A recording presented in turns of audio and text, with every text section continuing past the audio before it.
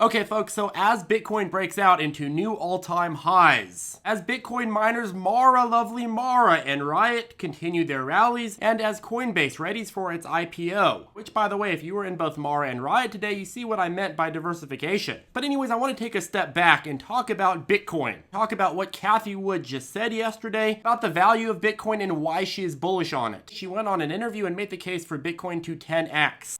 That would add $500,000 to Bitcoin's price. So right there, that's nearly a tenfold increase. And we're also going to be covering ARK's take on regulatory issues, because one of the biggest concerns for Bitcoin right now is, well, what happens if the government comes in and stomps it? Obviously a legitimate threat and something that we want to talk about. Not that I want to make a suggestion, but Palantir can solve all these issues.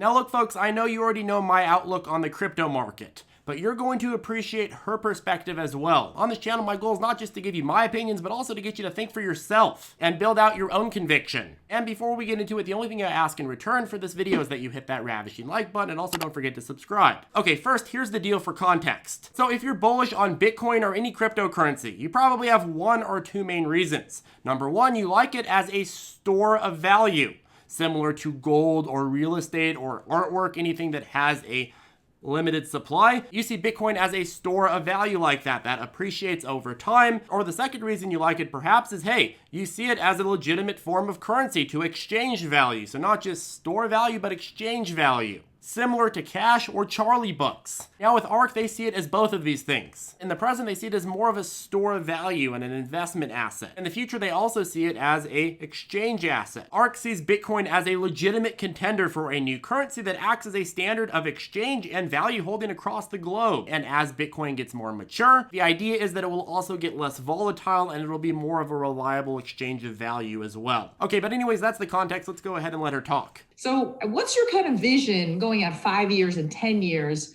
for Bitcoin as an asset class and a value? We don't have to go out 5 or 10 years. It's here.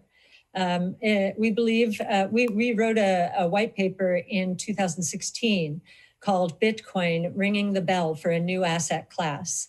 And so, yes, we believe it's here. We believe that Bitcoin is the reserve currency of the crypto asset ecosystem. Okay, so when she says that Bitcoin is a reserve currency, what she's saying is that this is a cryptocurrency that is used as a benchmark for other cryptocurrencies. Similar with the USD, if that starts tanking, that's also implying problems across the world as well. If it's doing well, that's also implying some strength around the world. Whole reserve currency talk is important because this makes Bitcoin to be more likely to be the de facto leader and a benefactor of a crypto craze. Bitcoin is the reserve currency of the crypto asset ecosystem.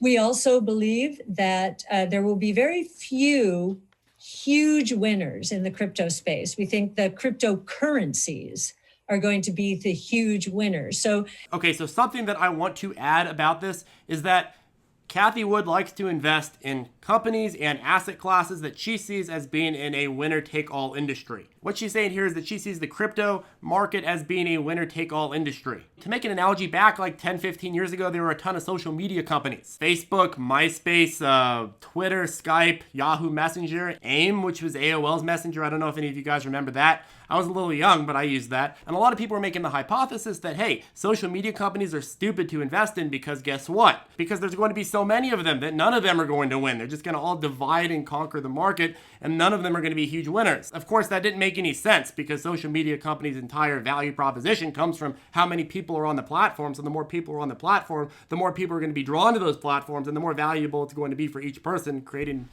demand for more people to come on the platform. And so we saw a handful of social media companies pretty much dominate the entire market, and all the other ones pretty much lose all the market share. And in a similar way, it's the same thing with cryptocurrencies and Bitcoin. Bitcoin's value is based on how many people are using it, and the more people and institutions that use it, the more valuable it is, and the more valuable it is, the more people want to use it. And that's pretty much the making of a winner-take-all industry. But this is where it gets interesting. She starts talking about how institutional adoption from a portfolio standpoint is a big deal for strengthening and creating a hugely bullish case for Bitcoin's valuation. We think institutional could be, institutional going to say 5 or 6% of institutional portfolios, again, very low correlation.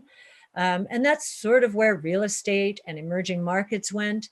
That would add $500,000 to Bitcoin's price. So right there, that's nearly a tenfold increase. So she's talking about how more and more large institutions and institutional investors are using Bitcoin as a part of their growth exposure and hedge against the other asset classes. So this is going back to that store of value usage for Bitcoin. But remember, there's also the cash usage of Bitcoin, the exchange usage. And she uses Tesla and Square as an example of that. If you look at playing the role of cash on the balance sheet, which is, we did not incorporate this into our institutional white paper because we didn't expect it, to be honest. But now we see Square and Tesla and MicroStrategy. They have diversified some. In the case of Square and Tesla, it's 5% and 8% respectively. MicroStrategy, it's 100% of their cash in Bitcoin. Basically what she's saying is that ARK wasn't really factoring in a lot of bullishness from the exchange actual currency usage of Bitcoin. They were factoring most of it in as a asset class and a store of value and less as an exchange of value. Again, I think that because of the volatility, ARK is looking at crypto as a legitimate form of currency years down the road instead of right now. Right now, it's an investment class and a store of value. Later, it's going to be an exchange method, exchange currency. But she's saying that basically there's been some companies that are taking a leap of faith way ahead of the game, and that's very bullish for Bitcoin. So then she makes the case for what would happen if more and more institutions did this. So if you were to expect 1%, if corporations did that, I think this is just a US calculation too, that would be a 40,000 increase in Bitcoin.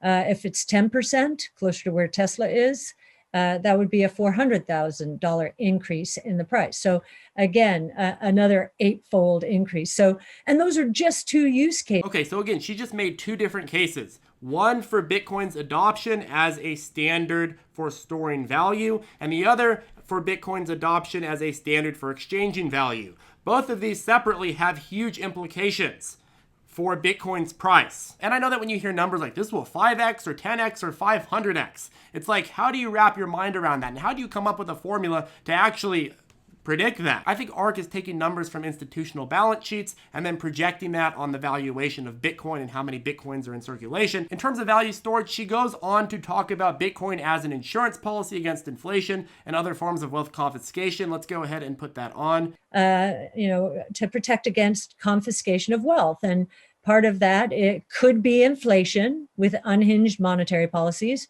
I think that's much more of a risk in emerging markets. And so I think we'll see a lot of insurance policies being taken out in the form of Bitcoin.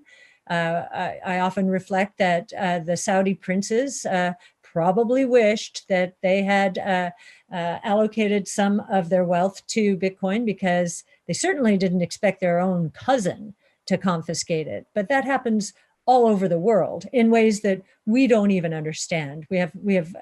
And so I think that insurance policy could be the biggest use case. So I think she's referring to Crown Prince Mohammed bin Salman and his decision to direct the Saudi government to confiscate $800 billion from individuals that they claimed were corrupt, many of which were members of his royal family. This cash was reportedly taken in order to fund the government's investment plans as a result of declining oil prices. And he went ahead and detained his family and some wealthy Saudi business people in the Ritz-Carlton Hotel while he froze their bank accounts and took a lot of their money. Pretty damn crazy world over there. But I mean, think about it. If you're a billionaire or a prince or just anybody that has some wealth, the biggest threat to your wealth is the government.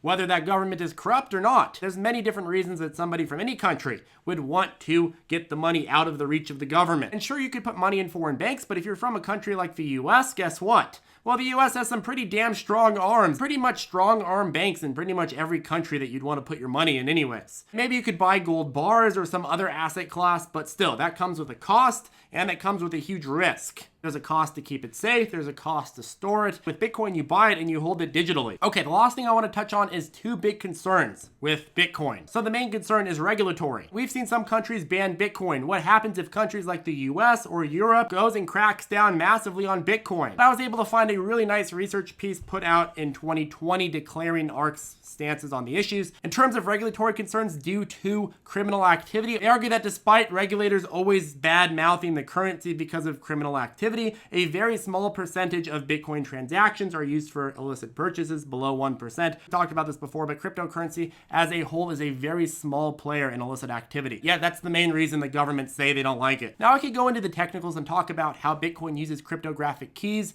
and digital addresses to sort of track where each transaction has taken place. And that could be a little bit of an issue for criminals because they have to be really careful on that. Whereas with cash, there's literally no trace at all. But again, that's a topic for another video. The point is that despite the headlines that crypto is used mainly for criminal activity, that is just not what the data shows. And there's other asset classes that are used way more for criminal activity, like cash. In terms of the environment, that's another big fear. Well, according to ARK, Bitcoin mining is much more sustainable than the alternatives.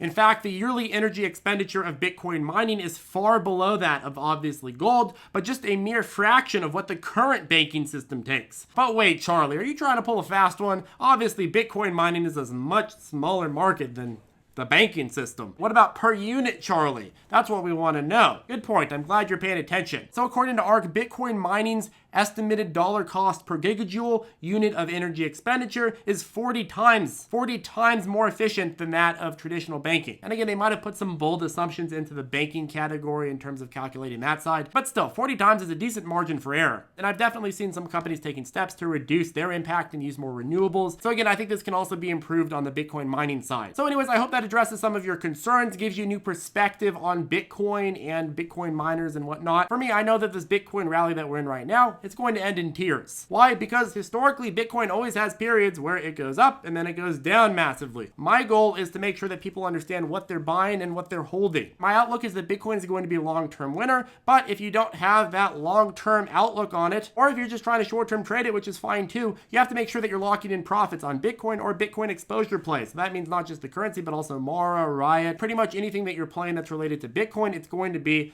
very attached to that Bitcoin valuation. So next time that there's a crypto crash, you want to make sure that you feel confident in your position so that you can average down or just hold through the volatility. If not, cut your damn profits before that happens. Anyways, folks, that caps off the video. If you have any questions, feel free to reach out to us below or join us in ZipTrader Circle. Also, quick plug, if you'd like to learn how to trade with our step-by-step lessons, our private chat, and our daily morning briefings where we brief on all the latest catalysts in the market, well, I'll go ahead and put a link to ZipTrader you below. If you're wondering what broker to trade these stocks on, well, Webull will give you some free stocks if you sign up and deposit with our link below as well. They are a fantastico broker for new and intermediate to advanced traders alike. There's tons of great scanning tools, great resources for doing your due diligence, and of course, they are commission free. So lots of things to consider if you're looking to join a new broker. Anyways, folks, have a great day and I'll see you in the next video. Commentators out there actually call me Crazy Cathy, Crazy Cathy.